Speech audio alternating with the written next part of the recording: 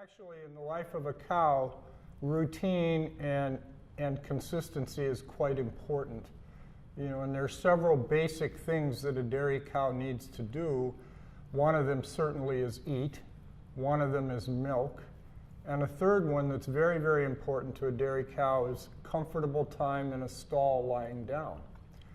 And improperly designed or improperly maintained stalls, cows won't use them well, and they'll spend way too much time standing, and that time then has an impact on how their gastrointestinal health.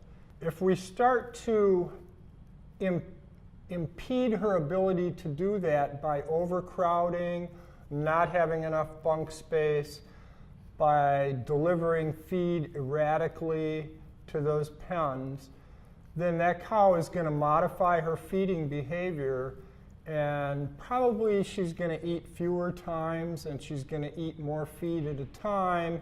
And in those situations, that just doesn't do as well for her, because those bigger meal sizes tend to cause more gyration in the rumen pH as the fermentable material, the rapidly fermentable material, gets fermented.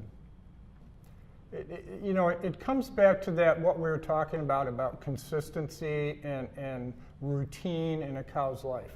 So a weather event, particularly if a cow's in a situation where she's not necessarily in a barn all the time, can be fairly disruptive if it's severe and there's not adequate shelter for the cows. They're not going to stand out in a high wind and horrible wind chill and eat a lot of feed. They're going to seek whatever shelter they can find. So weather events can have that disruption. In a well-protected barn, the weather event won't be as disruptive as it would be in an open lot situation. But even in that barn, that cold temperature can kick maintenance requirements up higher for that cow, and kind of change things for her physiologically a little bit. And all that is going to come back and have some effect on the GI tract. At the other end of the spectrum, heat events can be terribly disruptive to the cow. The cow actually probably tolerates cold much better than she does heat. She's comfortable at 65 degrees. When it gets above 65 degrees, that starts to make her a little bit uncomfortable. And part of the reason for that is that she's processing so much feed. She's generating a lot of heat metabolically in the process of eating all that feed, processing all that feed, absorbing all those nutrients, and then making all the milk she makes. So there's a fair amount of physiological work going on inside that cow, and it generates a lot of body heat.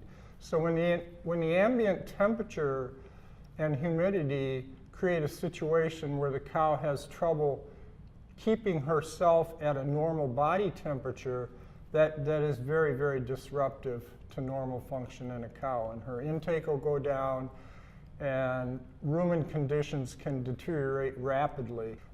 All that comes back to, this cow has to process a pretty good-sized mountain of feed every day, consume a lot of nutrients, extract those nutrients, and make a lot of milk.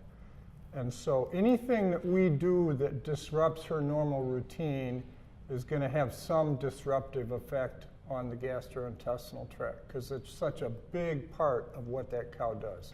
Having Bovamine in the program, it helps that cow have less fluctuation, a more consistent environment in the rumen and the small intestine, more consistent and healthier environment for the cow all the time. What we offer as a product is not the same as anyone else's. It is a unique combination of 2 bacterial strains that are only available through Nutrition Physiology Company.